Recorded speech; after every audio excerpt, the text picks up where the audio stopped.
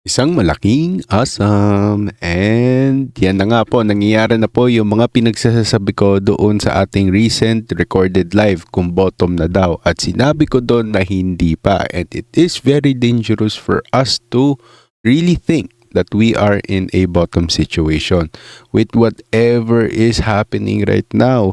And especially, we will be talking about this chart. Okay, kasi medyo nandito yung ating attention dapat, and this explains why most of our assets are going down. Hindi lang sa gold, hindi lang sa silver, hindi lang sa Bitcoin, but all of as well yung mga markets natin. So katulad ng stocks and everything.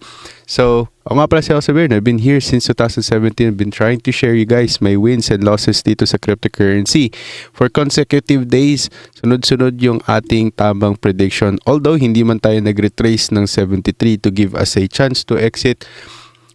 Since yun yung sinabi ko dito sa last video, hindi naman ako magkikibit balikat, pero it is highly unlikely to happen.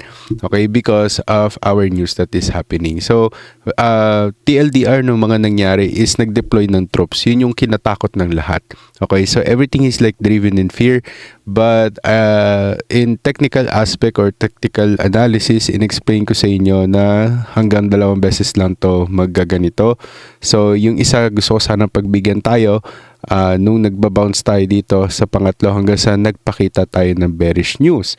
Okay, which is 2 days ago and 1 day ago hanggang sa today. Sunod-sunod siya, hindi siya yung asing isang bagsakan. Okay, kaya medyo nasusustain natin yung mga nangyayari. At maliban pa doon, may mga sumasalo nung mga nagiging trades natin dito. And dito ko napoprove that we are really in a institutional move. Ganitong-ganito yung move ng mga institutionals. So, now, dito sa why we are talking about this is because we want to find ways on how we will be able to ease this kind of situation. We know that if the US dollars, kasi pag umaangat siya, ang nangyayari sa mga major risk on assets natin like such as Bitcoin, Ethereum, even gold, silver, etc., nadadrag down yan. Okay, nevertheless, dahil sa news, etc., but just to give you a glimpse. But evidently, pag may mga nangyayaring ganitong news, ito yung lagi nating dapat tinitignan, which is US government bonds too. Okay, although it looks like it is super programmed, no? But still, awan ko, we're really in a matrix. Yun na lang siguro masasabi ko, no? What's pushing the dollar up, okay, right now? Okay, but maliban sa mga wars, it is not a magical thing. Okay, so ito yung plano ni Trump. Okay, so with the dominance ng ating dollar, okay, it is becoming part of his major plans. Yan masasabi natin dito. So although, okay, we've been talking about this as well, no? To sa supply back in January, pinag-uusapan na natin to, which is yung global supply.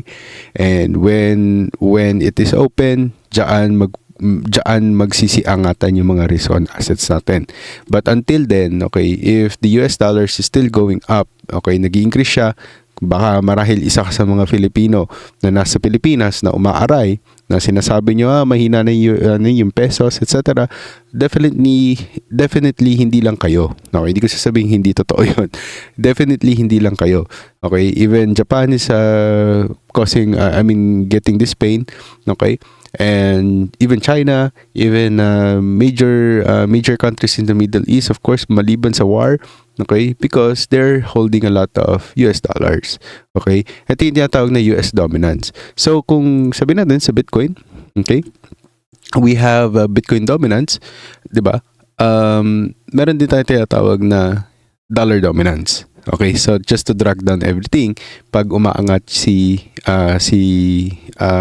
dollar natin. So, the realistic answer ko kung paano natin masasabing paano natin to ibabagsak or paano natin pababagsakin tong US dollar or paano natin ipapakalmahin tong nangyayari ngayon sa lahat ng events. Okay. He won, okay, ito na lang sasabihin ko. One, he softens the next move or next step na gusto niyang gawin. Okay? Without nagmumukha siyang mahina. Yun kasi yung problema eh. Meron siyang ego na tinatawag, si Donald Trump. Okay, so sa Truth Social niya, nag-post na rin siya na magde-deploy ako, etc. Tapos meron din dito, peace through strength. Okay, ayaw nyo makakitaan ng kahinaan ng ang US. Okay, kasi nagdaan na tayo doon eh. Yun yung sinasabi niya. Nagdaan na tayo doon. Okay, hindi dapat yun mangyari ulit. Kasi kay Biden, kasi ganito, kasi ganyan. Okay, but to put it mildly. Okay, so parang medyo chaos, then order, no? Parang ito pa rin yung pinag-uusapan natin nung kamakailan lang din. Okay? So, ito yung topic na, no, we're not backing down. We're showing more force, pero wag mo kaming pilitin. Kasi, mas didiinan pa namin. Parang ganun yung mga nagiging talks sa mga post niya, sa mga press con, pati yung mga spokesperson, etc. Okay? So, markets care a lot about whether this is a short punch or an open-ended mess. Okay, yun kasi yung problema sa atin. And we're talking about institutional driven market. Okay, which is Bitcoin is already there. Okay, we cannot deny that. And especially, wala tayong masyadong alam sa mga war, etc. At late tayo. Okay, wag na tayo magpanggap na mauuna pa tayo sa mga ganitong topic. Okay, we know that we're not. Okay, because we don't have the intel. We're not inside. Okay, of the actual, at wag mo ipagdasal na nandun ka sa loob mismo nung gera para malaman mo kung ano talaga yung nangyayari.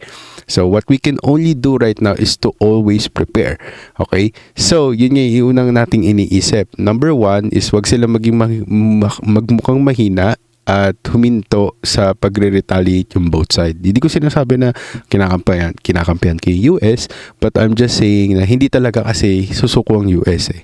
Hindi yan magpapakita ng kahinaan, lalo na nasa kamay ng Republican ang buong government right now.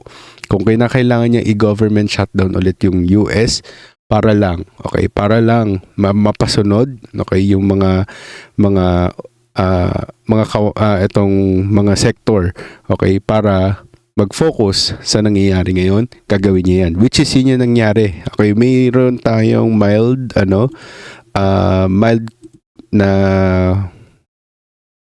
may mild shutdown tayo. Okay, inanan na natin yung ICE dito just to like really put them in the sa mga airports, kasi we have to really watch out for them. Hindi naman niya gusto i-jeopardize yung mga una niyang plans para lang dito sa war, although medyo simp talaga kasi si Trump sa Israel, so ewan ko. Okay, but number two, he needs to create a off-ramp while still sounding tough. Okay, mapapansin natin yan sa mga iba't ibang topics niya. Sa tariff, 'di ba? Kailangan mukhang giga-chad siya eh, 'di ba?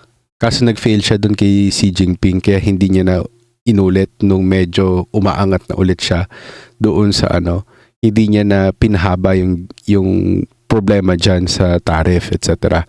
So, this is a sneaky important part, to be honest. And market do not really need, okay, for him, okay, for the stance of United States, the market do not need peace and love, okay? They just need a exit door, okay? And it could be, okay, one, a short deadline extension. Pwede yan mangyari. Number two is pwede tayo magkaroon ng conditional pause in strikes, which is nangyari yan sa Russia-Ukraine, no? Then number three is yung letting some oil shipments move. Then number four is probably about the allowing third-party mediation. So, pwedeng may pupunta doon, sabihin natin Switzerland, diba, neutral sila. Okay, they can offer something na, okay, just to really stop this, etc. Okay, dapat ganito. Kasi since yung mismong hegemon natin is sawsawero na talaga. Okay, mayroon siyang pinapanigan na. Okay, kasi naniniwala siya na, Israel is doing war crimes, and hindi natin maiiwasan na the United States is also doing a war crime against Iran kasi nagpapasabog sila ng mga grids, which is, that's a war crime definitely. Or yung panglima natin, tingin ko, is yung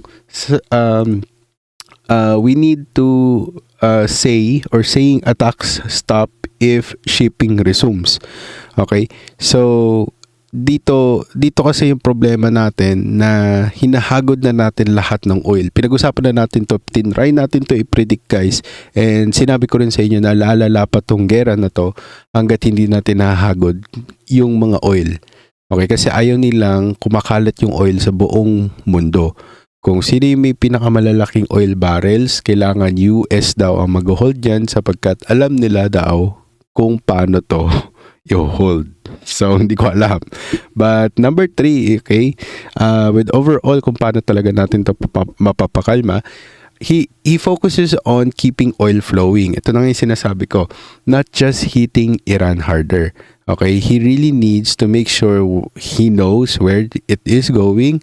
Shipments needs to be going through them. Kumbaga mediator sila, parang may kubra sila doon. Yan yung mga isa sa mga ayaw ko lang na nangyayari. And this is very evident sa Hormuz. Okay, and this is why they are really battling it out there. Okay, so if the US can convince the traders that shipping will function again, okay, pag na-convince nila yan, okay, which is nabasa ko lang din naman sa comments, may make sense talaga. Okay, once na mag-function na ganyan, oil pressure comes down. Okay, gaganda yung presyo ng konti and medyo luluwag yung market natin, and also everyone will be happy. Domino effect yan eh. Kung ganun din naman sa negative, fallacy, di ba? Kung sa negative, ganun din. Kung ano yung unang bumagsak, negative siya. So, sunod-sunod yan ng negative, di ba? Then, if the US, okay, again, pushes, okay, or I mean, sabihin natin, report says that the US and allies are already, sabihin natin, running operations aimed at reopening or secure passage in the strait, okay? But even, okay, yung optimistic view is that it could take weeks. Yan yung sinasabi dito. Okay, sa mga nabasa ko, medyo mahaba. And also ito sa US Central Command, in-unclassified na nila to. So nagpapakita talaga sila ng strength. Isa to sa mga proof na totoo yung sinasabi ko. And he gives the market of no wider war. Okay? Kumbaga, it needs to be contained inside Iran and inside Middle East only. Parang ganun yung gusto niya mangyari. Kasi hindi niya afford na pag sumausaw pa si Russia. So, ayun niya isama si Ukraine kasi nga magiging dahilan ni Russia yun eh. Okay? So, just to tell you bluntly, medyo mahaba na tong ating video. Okay? Si Trump natin, if we really want Trump to ease the XY or US dollar, okay, we will be able to only do this by easing the fear, not necessarily easing the whole force. Okay, they cannot let go of that. Okay, that's the only option. If mapabawasan natin yung takot ng mga tao or mamanhid yung mga tao sa takot, okay, but I really don't think yun yung mangyayari kasi gusto talaga nilang magkaroon ng chaos. Okay, para lumabas na yung messianic choice ng Israel. Yan kasi yung prophecy eh. Okay, wag tayo maging masyadong political, maging more of like discerning tayo sa mga nangyayari. Yan, isa yan sa mga nakikita ko. Okay, he can stay aggressive in military of course and still calm the markets if he convinces the people. One is paano ba? One is this won't spiral pag na-convince niya yung mga tao. Okay, na dapat dito lang sa Iran natin i-compel tong gera na to. Number 2 is yung oil routes natin needs to reopen so that we can ease the whole gas. Diba? Because if April ganito pa din, it is going to be super bloody for most of the markets. Okay. Number 3 is energy prices won't keep exploding. That is true. We need to really convince most of the people and important sectors na yung energy prices natin won't keep exploding because this is the bread and butter, kumbaga. Number 4 is yung war natin will be kept in there. Uulitin ko lang kasi it needs to be stressed even more, which is yung boundaries. Okay, kung lalabas man siya, dapat doon lang sa mga broken lands na nawalang tao na. Okay, ito yung sinasabi ko na wag sasawsaw si Pilipinas sa gera kasi kawawa ang Pilipinas dahil kumpulan kayo dyan. Okay? Wala kayong lugar na talagang empty para paggerahan. So kita na natin yan sa Mindanao, guys. Nung nagkaroon ng gera sa Mindanao, it had to had a martial law. Unless gusto nyo ng martial law, hindi ko alam kung kakayanin nyo ng isa pang extension. Kung sino man yung nakaupo ngayon dyan. Pero sinasabi ko lang. Pero again, guys, chismis ko lang yun. Okay? Pero wait lang, bago muna tayo pumunta dyan, meron na akong prediction kung ano yung mangyayari sa price. So, kung nasa Discord kayo, makikita nyo yun. So, right now, medyo chop pa rin kasi nga nakaabang lahat dito sa market. Supposedly, hindi pa siya dapat bumaba ng todo or ng sobra. Pero hindi nga natin yan may iwasan. Ganyan talaga siya. So, puntahan natin to guys para lang makita niya kung ano na yung status natin. Diba? Nung tulad sinabi ko na dapat nandito tayo. Yung bagsak niya, hindi tayo talaga dumiretso dito sa line na to. We need that. Okay? So, kung mamaya, mangyari yon and then doon natin makakonfirm na talagang babagsak siya. So, ngayon, huminto kasi siya sa gitna, nung gitna eh. Okay, nasa gitna tayo, diba? Dapat dito. Hanggang sa bumagsak tayo, hindi siya tumuloy. Okay, so we wanna see that. Okay, since it's bouncing, we need to see what will be the next move. It needs to break out so that we can see if it will really break out again. Then, tsaka to babagsak. Or babagsak to ng todo. Pero ngayon, let's say, bumagsak siya dito. Then, may sagot na tayo. Okay? So, from here, ang masasabi ko lang guys, let's just wait because critical talaga yung market. Lahat nakatingin sa DXY, lahat nakatingin dito. Since wala naman tayong primary news or wala kayong mapagkukunan ng news agad right away, no? Lahat nakatingin sa US bond, no? So dito nila mapapansin yan right away, there and there. Pag open ng mga markets, pag open ng mga sessions, yan, dyan natin makikita right away. Pero from here end guys, abangan nyo lang yung mga posts ko, yung mga videos ko kasi malaking tulong to, especially sa mga nangyayari ngayon. Pero anong tingin mo? Okay, pwede ka mag-comment down below so that I'll be able to see. And mamaya, mali talaga ako. So I wanna know. So guys, please, chismis lang ang lahat ng yon. Kailangan nyo pa rin aralin, planuhin, at kilusan. Nang sa gayon, ang lahat ng to ay ating makamtan. At syempre, stay awesome. Goodbye guys.